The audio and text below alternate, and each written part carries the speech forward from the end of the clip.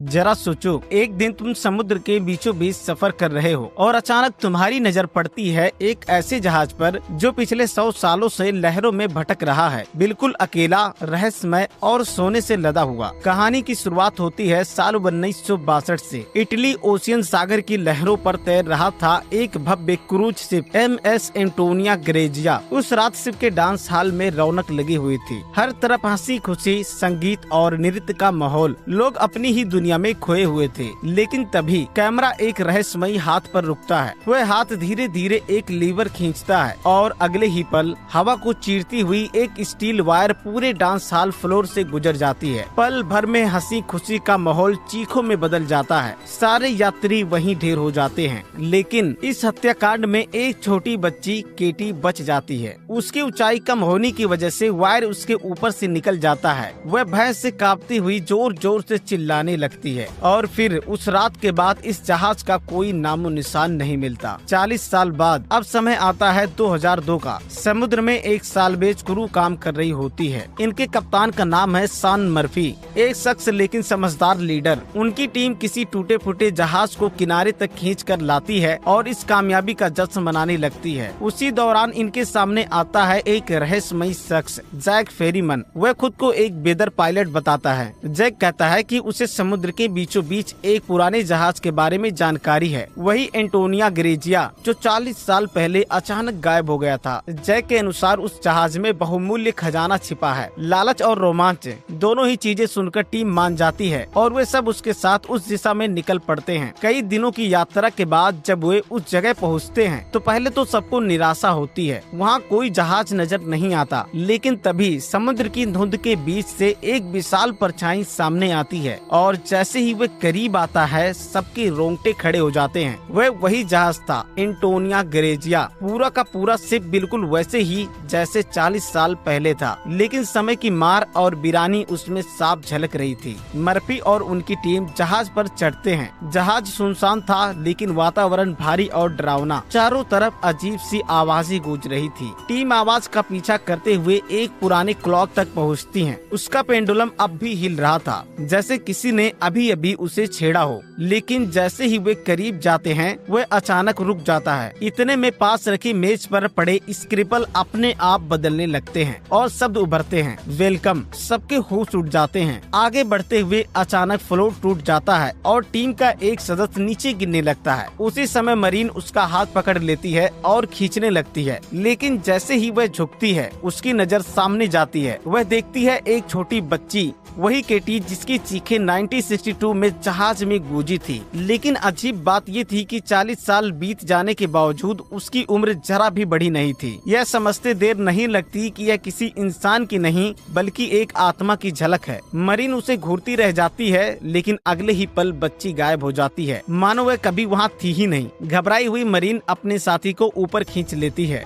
सब लोग अब और भी सतर्क हो जाते हैं। जैसे जैसे वो जहाज में आगे बढ़ते हैं उन्हें ऐसे सुराग मिलते हैं जो साफ बताते हैं कि यह जहाज सिर्फ लोहा और लकड़ी का ढांचा नहीं बल्कि किसी भयानक रहस्य का कैद खाना है। टीम जब जहाज की तलाशी ले रही होती है तो उन्हें एक चीज बहुत चौंकाती है। एक केबिन में उन्हें एक आधुनिक कलाई घड़ी मिलती है। मरीन हैरान होकर कहती है 1960 के दौर में तो ऐसी वॉच बनाई ही नहीं जाती थी। कप्तान शॉन मर्फी गहरी सोच में डूबकर जवाब देता है, तो इसका मतलब शायद हमसे पहले भी कोई यहाँ आ चुका है। जहाज के मैनुअल दस्तावेज उठाकर सब अपने स्टीमर पर लौट आते हैं। अगली सुबह उन्हें एक गंभीर सच पता चलता है। जहाज में एक बहुत बड़ा छेद है और धीरे धीरे पानी अंदर भर रहा है। अगर इसे रोका ना गया तो जहाज हमेशा के लिए समुद्र की गहराइयों में समा जाएगा। इसीलिए वे तय करते हैं कि अगले 3 दिनों में इस छेद की मरम्मत करेंगे और फिर जहाज को बाहर निकालेंगे। सारी टीम अपने अपने काम में लग जाती है। इसी बीच मारीन अकेले जहाज के उस हिस्से में जाती है जहाँ कभी स्विमिंग पूल हुआ करता था। लेकिन वहाँ का नजारा उसे हिला देता है। पूल की दीवारों पर गोलियों के निशान बने हुए थे। वह जैसे ही पूल से बाहर आने लगती है उसकी नजर अचानक ऊपर जाती है। वही बच्ची, वही मासूम चेहरा केटी। घबराकर मरीन का पैर फिसल जाता है और वह धीरे से पूल में गिर पड़ती है। उसका सिर जोर से नीचे टकराता है और खून बहने लगता है। लेकिन हैरत की बात ये थी कि पानी खून को अपने अंदर सोख रहा था, मानो उसे पी रहा हो। मरीन ऊपर देखती है जहाँ कुछ पल पहले बच्ची खड़ी थी, लेकिन अब वहाँ जैक खड़ा था। जैक उसे ऊपर खींच लेता है। दोनों के निकलने के बाद कैमरा फिर पुल पर लौटता है और देखा जाता है कि पूरा पुल अब खून से भर चुका है। मरीन और जैक आगे बढ़ते हैं और एक भारी दरवाजा खोलते हैं। जैसे ही दरवाजा खुलता है तेज धार वाला पानी बाहर निकलने लगता है और उन्हें अंदर खींच लेता है। दरवाजा अपने आप पीछे से बंद हो जाता है। अब उनके पास एक ही रास्ता था,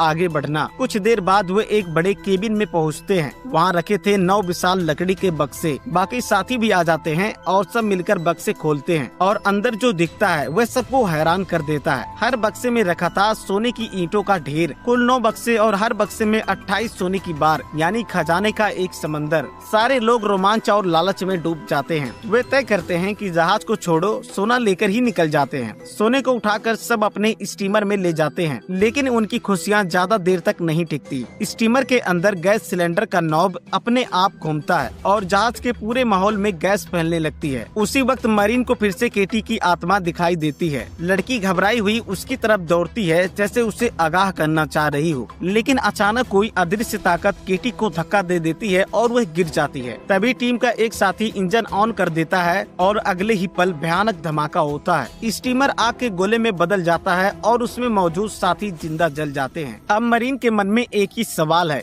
ये बच्ची कौन है? वह क्यों बार बार सामने आ रही है? सच्चाई जानने के लिए मरीन जहाज की पैसेंजर डेटा देखती है। वहीं उसे नाम मिलता है केटी हार्वुड। मरीन उसके कमरे तक पहुंचती है। कमरे के भीतर उसे दिखाई देता है केटी का ढांचा। अब उसे साफ समझ में आ जाता है, अब तक जो भी लड़की उसे दिख रही थी वह असल में उसी केटी की आत्मा थी जो इस जहाज में कैद होकर रह गई है। दूसरी ओर सान मर्फी कैप्टन के रूम में बैठा होता है। अचानक उसके सामने प्रकट होती है इस जहाज के पुराने कप्तान की आत्मा। वह मर्फी को शराब का गिलास पकड़ाता है और कहता है, पी लो, तुम्हें इसकी जरूरत पड़ेगी। इसके बाद वह पुरानी तस्वीर निकालता है। उस तस्वीर में एक और जहाज दिखाई देता है जिस पर लिखा है लोरेली। कप्तान बताता है कि कई साल पहले 1962 में हमने इसी जहाज को रेस्क्यू किया था और वही कहानी आज फिर से दोहराई जा रही है। कप्तान की आत्मा जब सान मर्फी से बात कर रही होती है तो वह उसे एक और पुरानी फोटो दिखाती है। जैसे ही सान मर्फी उस तस्वीर पर नजर डालता है उसका चेहरा सफेद पड़ जाता है। उसे एहसास हो जाता है कि इस रहस्य की जड़ बहुत गहरी है। इधर मारीन जहाज के एक कोने में बैठी है। उसके सामने बैठी है वही छोटी बच्ची केटी की आत्मा। इस बार आत्मा साफ शब्दों में सच बताती है, इस जहाज में सिर्फ मेरा ही नहीं अनगिनत लोगों का अंत हुआ था। उनकी आत्माएं यहाँ फंसी हुई हैं और ये सब इसीलिए क्योंकि कोई है जिसे इन आत्माओं की जरूरत है। जब तक उसका मकसद पूरा नहीं होगा हम सब यहाँ कैद रहेंगे। हमें मुक्ति तभी मिलेगी जब उसका खेल खत्म होगा। मरीन उसकी बात सुनकर सहम जाती है। इसी बीच टीम का एक और दोस्तों, मैंने आप लोगों के लिए ये मूवी क्लिप ली थी यूट्यूब से और मैंने आप लोगों को दिखाया है यूट्यूब पे कैसे क्या हॉलीवुड मूवी एक से एक बेहतरीन रहती है मेरी दोस्तों। बाकी आप लोग देख सकते हो एक से एक बेहतरीन चैनल एंड वीडियो। और हॉलीवुड का तो दोस्तों एक्शन ही बेअंदाज है, आप लोग देख सकते हो, क्योंकि मेरी हर एक मूवी आप लोगों को अलग ही अंदाज और अलग ही एक्शन में मिलेगी दोस्तों। तो बात करूं इन मूवी की कहानियों की तो दोस्तों ये हॉलीवुड की एक से एक बेहतरीन मूवी है और बेहतरीन जो कि यूट्यूब पे मूवी आ जाती है मैं उसी से क्लिप लेता हूं दोस्तों। और उसके बाद मैं उसके बाद उसमें अपनी वॉइस ओवर करता हूं और वॉइस को भी मैं एडिटिंग करता हूं दोस्तों। जो भी एक ऐप्स आती है जिससे मेरी वॉइस बहुत सुंदर हो जाती है दोस्तों। उसके बाद मैं उसको एडिटिंग करके उसके बाद उसको मूवी पे क्लिप करके उसको आप लोगों के सामने भेजता हूँ। लेकिन हर मूवी एक नेक्स्ट लेवल होती है दोस्तों मेरी। आप लोगों ने देखा होगा हर क्लिप एक नेक्स्ट लेवल है, नेक्स्ट बजट, जिसमें मुझे एक एक मूवी की क्लिप बनाने में दोस्तों एक एक दिन लग जाता है, पूरा टाइम लग जाता है मेरे को बनाने में। पर मैं आप लोगों के लिए बहुत बेहतरीन मूवी और अंदाज अलग लेके आता हूँ दोस्तों। तो जैसे आप लोग देख चुके हो तो आप लोगों को मेरी वीडियो पसंद आती है तो लाइक शेयर एंड सब्सक्राइब भी करना है दोस्तों चैनल को, क्योंकि आप जितना ज़्यादा सपोर्ट करोगे मैं उतना ज़्यादा आप लोगों के लिए लेके आता रहूँगा। तो दोस्तों हो सके उससे ज़्यादा से ज़्यादा आप लोग मुझे सपोर्ट करें और मेरे चैनल को लाइक करें, सब्सक्राइब करें दोस्तों, जिससे कि मैं आप लोगों के लिए कंटिन्यू काम करता रहूँ। तो दोस्तों ज़्यादा कुछ भी नहीं कहूँगा, वीडियो बहुत ज़्यादा बड़ा हो जाएगा क्योंकि पहले ही फिल्म की क्लिप और उसके बाद मेरी क्लिप, तो वीडियो बड़ा हो जाएगा। पर मैं आप लोगों को इतना ज़रूर कहूँगा दोस्तों, प्लीज़ चैनल को लाइक सब्सक्राइब और ऐसी नेक्स्ट हॉलीवुड मूवी देखने के लिए आप लोग वीडियो के लिंक पे क्लिक करें, मैं आप लोगों को दूसरी वीडियो दे दूंगा। और आप लोग प्लीज़ लाइक सब्सक्राइब जरूर कर दें मेरे चैनल को। चलिए मिलते हैं नेक्स्ट वीडियो में। ओके बाय दोस्तों, आप लोगों की सपोर्ट के लिए thank you, and Facebook and YouTube की तरफ से भी थैंक यू, और मेरी तरफ से भी आप लोगों को थैंक यू है। तो आप लोग सपोर्ट करते रहो दोस्तों, और देखते रहो Hollywood movie, and like and subscribe. Okay.